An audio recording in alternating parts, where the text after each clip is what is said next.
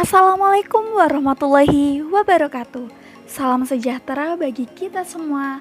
Om Swastiastu, Namo Buddhaya, salam kebajikan.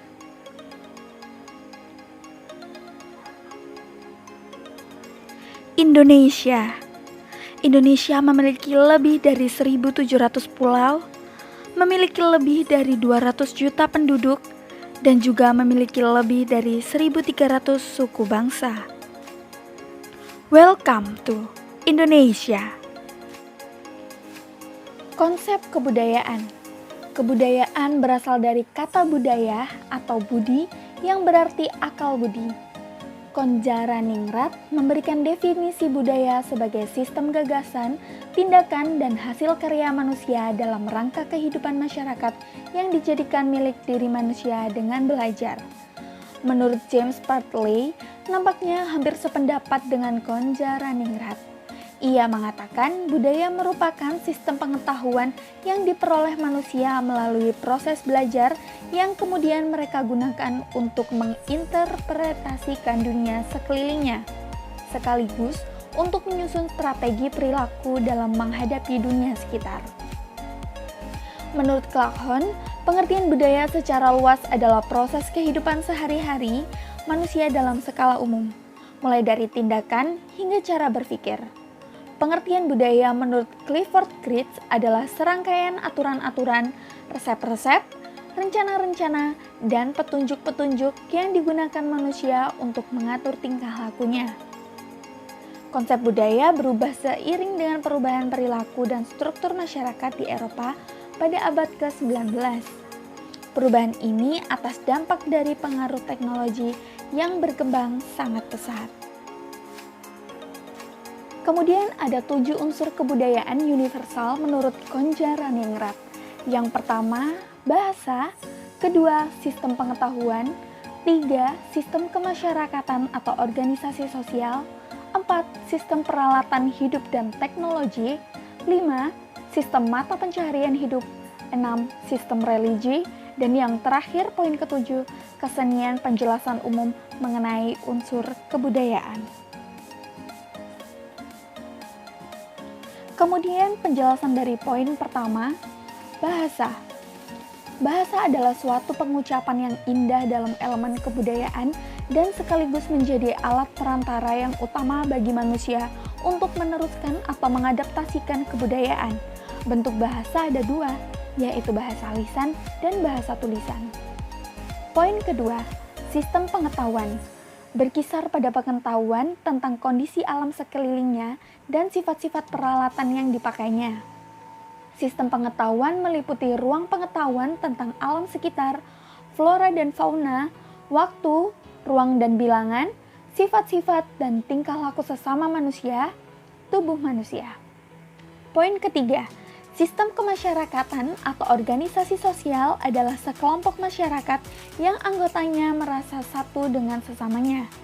Sistem kemasyarakatan atau organisasi sosial yang meliputi kekerabatan atau garis keturunan, asosiasi dan perkumpulan, sistem kenegaraan, sistem kesatuan hidup, dan perkumpulan. Poin keempat, sistem peralatan hidup dan teknologi. Yang dimaksud dengan teknologi adalah jumlah keseluruhan teknik yang dimiliki oleh para anggota suatu masyarakat, meliputi keseluruhan cara bertindak dan berbuat dalam hubungannya dengan pengumpulan bahan-bahan mentah, pemrosesan bahan-bahan itu untuk dibuat menjadi alat kerja, penyimpanan, pakaian, perumahan, alat transportasi, dan kebutuhan lain yang berupa benda material.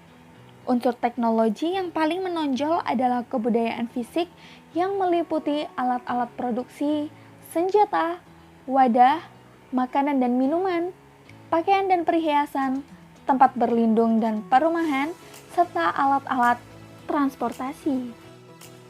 Kemudian poin kelima, sistem mata pencaharian hidup merupakan segala usaha manusia untuk mendapatkan barang dan jasa yang dibutuhkan. Sistem mata pencaharian hidup atau sistem ekonomi yang meliputi berburu dan mengumpulkan makanan, bercocok tanam, peternakan, perikanan, dan perdagangan. Poin keenam, Sistem religi dapat diartikan sebagai sebuah sistem yang terpadu antara keyakinan dan praktek keagamaan yang berhubungan dengan hal-hal suci dan tidak terjangkau oleh akal. Sistem religi yang meliputi sistem kepercayaan, sistem nilai, dan pandangan hidup, kemudian komunikasi keagamaan dan juga upacara keagamaan. Poin ketujuh, kesenian secara sederhana. Kesenian dapat diartikan sebagai segala hasrat manusia terhadap keindahan bentuk keindahan yang beraneka ragam timbul dari permainan imajinasi kreatif yang dapat memberikan kepuasan batin bagi manusia. Secara garis besar, kita dapat memetakan bentuk kesenian dalam 3 garis besar, yaitu seni rupa, seni suara, dan juga seni tari. Kemudian materi kedua yang akan saya sampaikan yaitu subbudaya. Menurut ilmu sosiologi, subbudaya atau subkultur adalah sekelompok orang yang memiliki perilaku dan kepercayaan yang berbeda dengan kebudayaan induk mereka. Subbudaya dapat terjadi karena perbedaan usia, ras, etnis, kelas sosial, jenis kelamin atau gender anggotanya, dan dapat pula terjadi karena perbedaan estetika, agama, politik, dan seksual, ataupun juga bisa kombinasi dari faktor-faktor tersebut. Anggota dari suatu subbudaya biasanya menunjukkan keanggotaan mereka dengan gaya hidup atau simbol-simbol tertentu.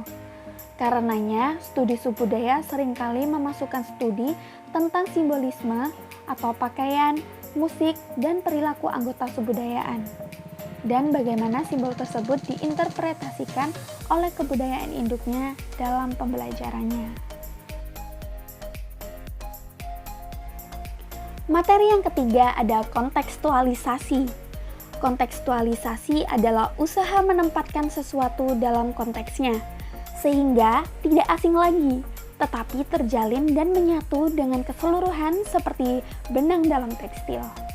Dalam hal ini, tidak hanya dalam tradisi kebudayaan yang menentukan, tetapi situasi dan kondisi sosial pun turut berbicara. Materi yang terakhir ada karakteristik interaksi yang menentukan konteks, yaitu yang pertama ada komunikasi antar pribadi, kedua ada komunikasi kelompok, ketiga ada komunikasi organisasi, dan yang terakhir ada komunikasi publik. Thank you for watching guys. Semoga video kali ini bermanfaat ya untuk kita semua. See you on the next video. Wassalamualaikum warahmatullahi wabarakatuh. Bye.